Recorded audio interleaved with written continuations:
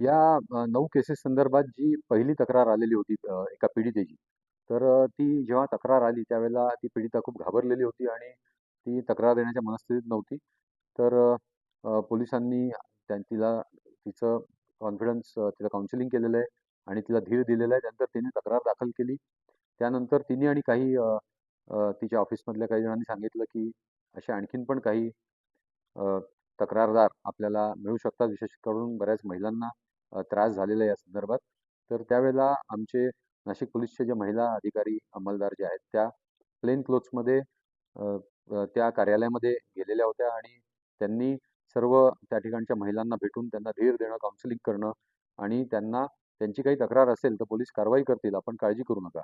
अशा प्रकारचं त्यांना धीर देऊन त्यांचं मनोबल वाढवलेलं होतं आणि त्यानंतर ह्या तक्रारी दाखल झालेल्या आहेत.